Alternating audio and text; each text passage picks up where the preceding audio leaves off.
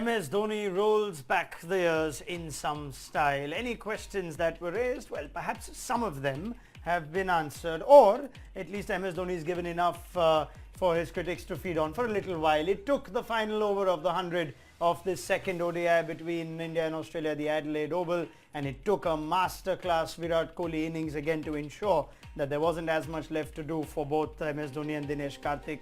In the end, a chase that's worth every minute of praise by Ajit Agarkar and Brad Hodge on ESPN Cricket for Matchday, presented by Maruti Suzuki.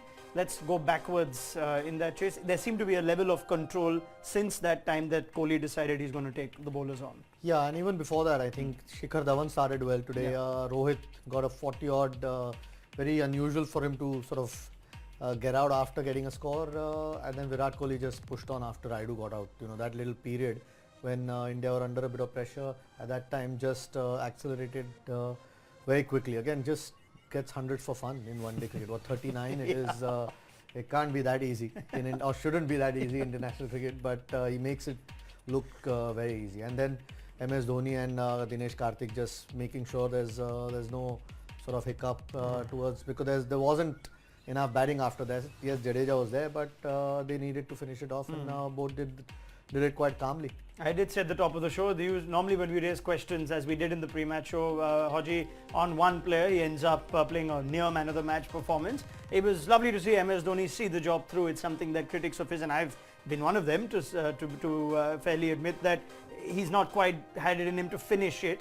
Was this a case of Virat Kohli accelerating at the right time, or do you give full credit for Dhoni and Karthik for ensuring the job was done?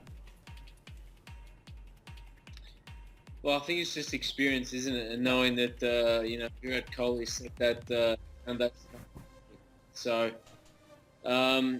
it's great to see MS Dhoni finish it off and do it in style the way he did, because that'll just give a lot of people a peace of mind to know that the legend still exists, and he'll get it done come the important time in the World Cup. Yeah, 55 or 54 for Dhoni, a partnership which eventually with Dinesh Karthik sees India home to level the series. But let's go back to when India needed 55 of 36 and in the 45th over, Nathan Lyon was given the ball. It proved to be a bit of a release over for Dhoni, 11 coming off that.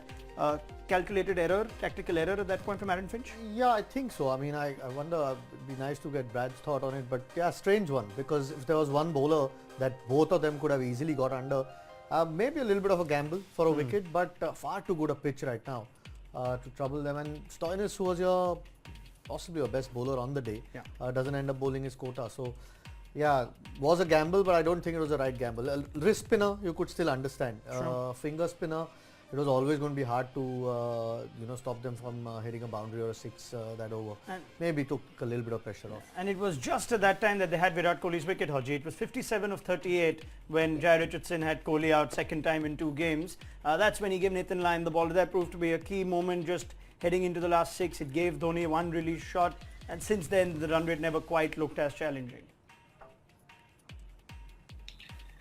No, and Nathan Lyon didn't trouble MSD nor Rohit Sharma in the last game in Sydney, so it was unlikely that, given the fact that he, created a nice platform for his innings, that he was going to trouble him then, and he certainly did the job. And that over 11 was paramount, because as Ajit pointed out, Stoinis was very good and was probably the pick of the bowlers on the day, so he still had overs up his sleeve. But for me, that selection of Nathan Lyon versus Samp is a really interesting one. Yeah, I mean, Cyril as well. I mean, probably not giving as much as Australia would want from a third seamer. Even towards the end, I mean, Karthik and MS Dhoni were so comfortable. Seemed easy. Just pushing twos, experience and calmness he's always had, Dhoni. But just the bowling at that stage, apart from Richardson, really looked quite comfortable, I think. Was there a lack of experience showing on part of the Aussie bowlers? I'm we sure praised last game, but this was a different a situation. good pitch as well, really good pitch. I mean, we thought Australia, shouldn't forget the last couple of overs by the Indian bowlers, Shami and Bhuvneshwar Kumar gave 2 and 3 or 2 and 1. run and got those wickets towards the end. Not the last couple of hours. 48 and 49. Yeah, they did pull So, things back, getting yeah. Marsh and Maxwell So quickly. those 10, 12 runs, 15 runs, India would have possibly got it. Yeah. But that made a huge difference on a really good flat pitch. Would be satisfying as this result maybe because everyone sort of chipped in with the bat. Yeah. But it's fair to still ask, well, are there still questions that remain on Dhoni, or do you believe this is the kind of innings that essentially silences critics? I mean, it's the middle order. I mean, it's not just singling out Dhoni. I mean, he had a tough innings in that first game, but Raidu, Karthik and Dhoni. I mean, Karthik, well, can Karthik bat as well when there are, say 120 required if he comes in? Yeah. The top order is still fired, which you need for every team, and for India, these three keep doing it on a regular basis. But this would give Karthik and Dhoni himself a lot bit of confidence. It was 300 chase is still a formidable chase, and India were under pressure. So, I mean, India would want. It's not a bad thing that the middle order is getting tested. Sure. Because sometimes the top orders gotten the job done. Yeah. What it's done is set things up quite nicely for the third and final ODI of this series at the MCG on Friday. And just looking ahead to it, Haji, things seem to be looking good with the bat for Australia. I didn't think we'd say that with the way the Test series ended, but are you looking at some personnel changes? Peter Siddle and Nathan Lyon have been tried twice now. It's not quite been the impact that Aaron Finch would have hoped for. You've been calling for Adam Zampa into the side. About time now at the MCG? Well, I mean, our batting's been outstanding, actually. Shaun Marsh delivered in spades today, so that was great for him. And, we've posted 280 and 298, so, you can't ask for too much more from our batting group. I'd love to see? I'd love to see the selectors bring back Hazelwood, Cummings and Stark for this final one. We haven't won a series in one-day cricket for a long, long time, so forget the rest. They've had good 10, 12-day rest now. If you want to win this series, bring back your big guns and see if they can get the job done, and then judge them on that. That's what I want to see. Yeah, it's a good point to make. Wouldn't it be nice to see Australia's pace battery at full strength? India, on the other hand, are still trying to figure out who would put their hand up in the absence of Jasprit Bumrah. They've tried Khalil Ahmed in the first and Mohammad Siraj in the second, and it's not been the greatest start for either of them. Who would you play in the third? Yeah, I think I'll stick to this 11, or they should stick to this 11. You don't want to chop and change every game. I mean, it was a little bit harsh on Khalil, but I can understand.